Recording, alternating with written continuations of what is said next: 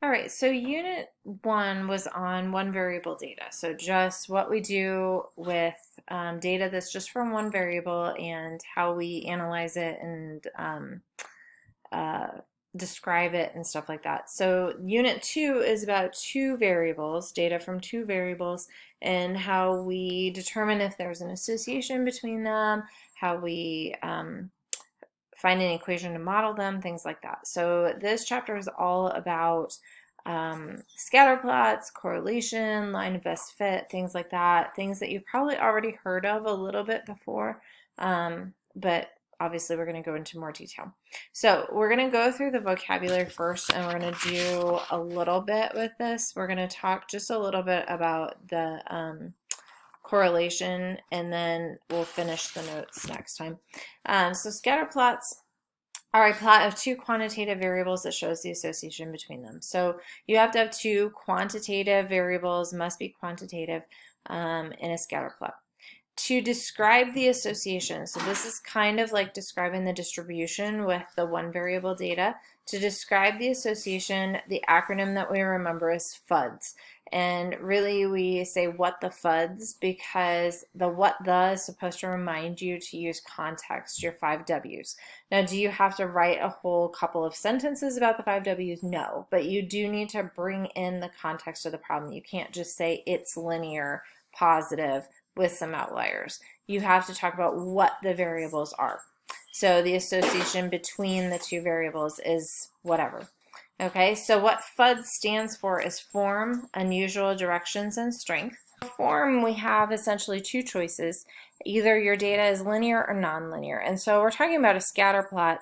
And so here's an example of a linear scatter plot. This is roughly, the data is roughly in a straight line. Here's an example of a nonlinear. The data is roughly in an upside down like parabola or V type of thing. If you aren't sure, you could say linear by default, or that it's roughly linear or kind of linear. You know, you can use some of those words that say, I'm not really sure about this, I'm just making a guess. But generally you want to say linear or nonlinear. Unusual, what you were looking for are outliers. So points, you know, if you have your data like this, maybe a point like way out here would be an outlier. Gaps in your scatter plot and clusters. So if you have a scatter plot where you've got kind of a bunch of data here and a bunch of data here, and there's this gap in between and two clusters of data, that would be unusual, something to note. Again, there may be nothing unusual, and that's fine. You could say there's no unusual features or something like that. The directions are typically positive, negative, or none. So here's an example. I mean, I put them all in a row, but this is an example of a positive relationship. So positive relationships are as one variable gets bigger, the other variable also gets bigger. So for example, age and height, at least to a point. As you get older, you get taller. And then a negative correlation is right here. Negative, as one goes up, the other goes down. So maybe the longer you stay up at night, the less your grades are. I don't know, because you don't get enough sleep. I don't know. But that's the negative direction. And you could have none, all right? If your data is completely random and you can't tell if it's going up or going down, it would have no direction. Also, for nonlinear form, it's very difficult to talk about a direction because it's not linear. Like this is positive and negative. So you may not be able to talk about direction, or you may just say, we cannot determine if it's positive or negative because it's nonlinear or something like that. The strength of the relationship is strong, moderate, or weak. You can have a strong nonlinear relationship if it's very clearly parabolic or if it's very clearly curved, then it would be a very strong nonlinear relationship. But I've given an example of linear. So this is very strong, would basically be all your dots lined up in a straight line. So these are all strong, these are all positive relationships as well. Moderate, it kind of looks like this. There's a little bit of scatter, but it's still pretty close to a straight line. And then weak would be very scattered, where it's kind of hard to even tell if it's linear or nonlinear. So that's how you would describe them. All right, we have two variables, obviously, an x variable and a y variable. This is like what you talk about in science. I can't remember the other names for them right now. Independent and dependent variable is often what people call them. In statistics, we call it the explanatory variable and the response variable. The explanatory variable causes the other variable to change. I have cause in quotation marks because we can't actually say it causes the other variable to change, but it is the variable that we believe is kind of the root of the issue or the root of the, whatever. Like when I was talking about age and height, age is what causes you to grow more because as you get older, at least typically, you grow, okay, when you're a kid. Once you reach adulthood, that stops, and in fact, you can shrink when you get really old. The response variable is called the y variable. It responds to the x variable, so it's caused by the other, so to speak, caused by the other variable. It's not necessarily caused. There are a lot of factors to things, so that's why I put it in quotes. But it's the one that we think the x variable is making the y variable happen, basically. Correlation, we'll talk more about this later, but the correlation is the measure of the strength of the linear relationship. That word linear is very important. All right. You may have a very strong nonlinear set of data, and its correlation will be very small. That's because it's nonlinear. All right. Correlation is the measure of the strength of the linear relationship. All right, how close to a straight line it is. That's what it's measuring. Correlation has no units. We are never going to calculate correlation by hand. We're going to let the calculator do it, but it uses z-scores to create correlation, so it has no units. And correlation is always between 1 and -1. It's a number between 1 and -1. The sign of the correlation is the direction of the relationship. Okay, so the correlation by itself can tell you the direction and strength part of the FUDs. So if you look at the correlation, you can tell, is it strong or is it positive or negative, obviously, if the correlation is positive or negative. And you can tell strong, moderate, and weak by how close R is to 1 or to 0. The closer to 1, the stronger the relationship. The closer to -1, the stronger relationship. It's just in the negative direction. The closer to 0 it is, the weaker the relationship. All right, 0 is the weakest. There is no linear relationship then. Unless R does not tell you for nonlinear. Okay, for nonlinear, R is not informative. I did not define outlier because we've already talked about outliers.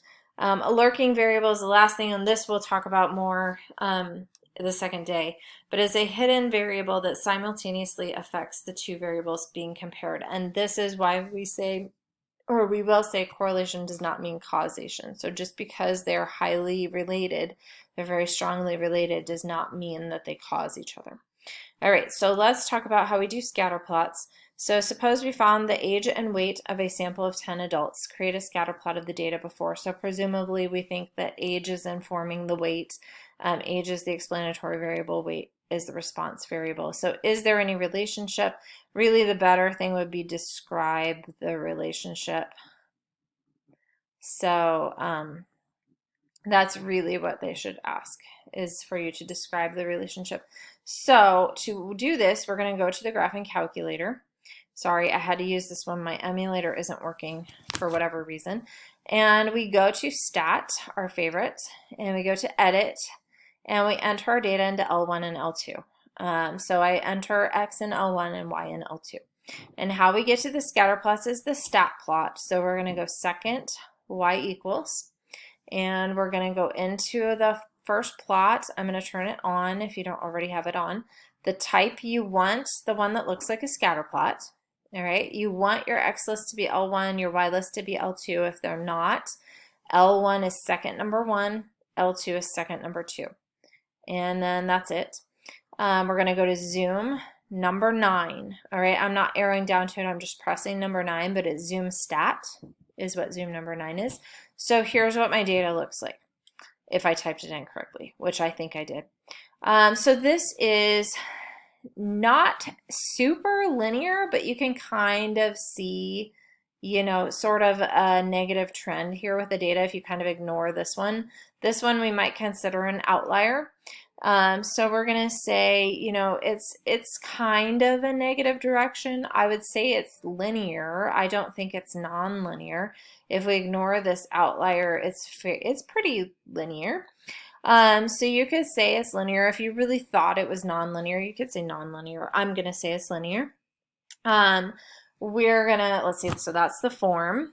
The unusual, I'm gonna say this person is an outlier, which is why a lot of times with the two variable data, we kind of ignore outliers a little bit. We try to look at the data without them, if possible.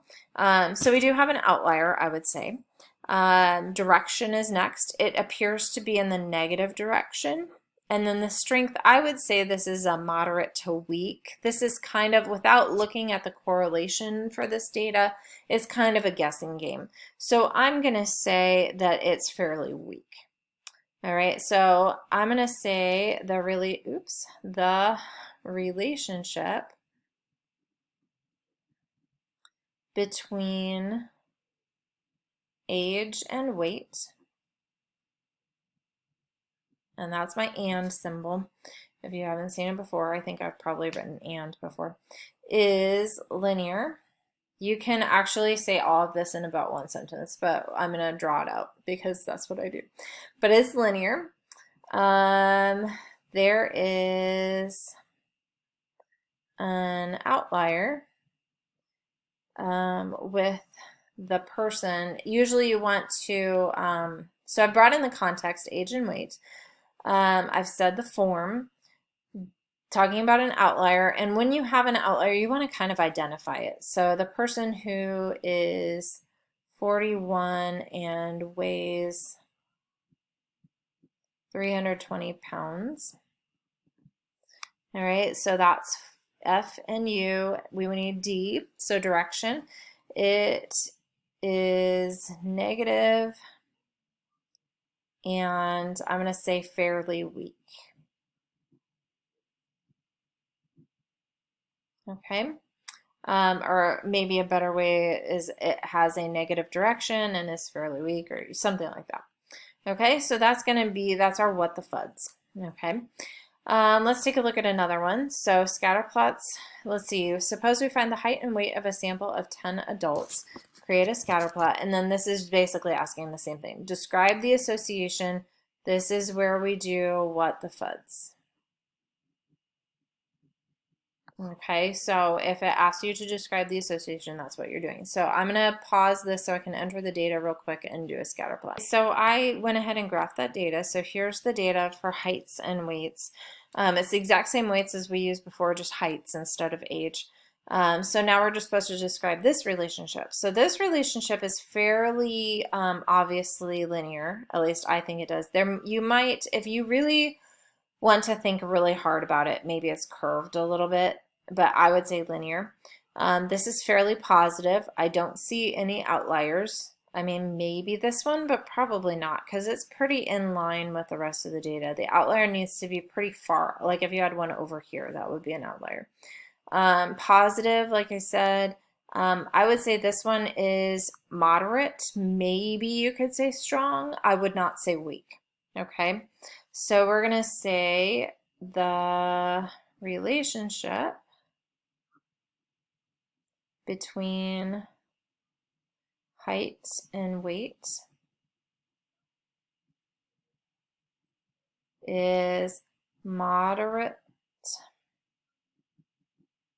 strong, positive, linear, with no outliers. So you can do it all in one sentence instead of drawing it out. Okay, so I think we'll stop there for this time and then we'll pick it up next class.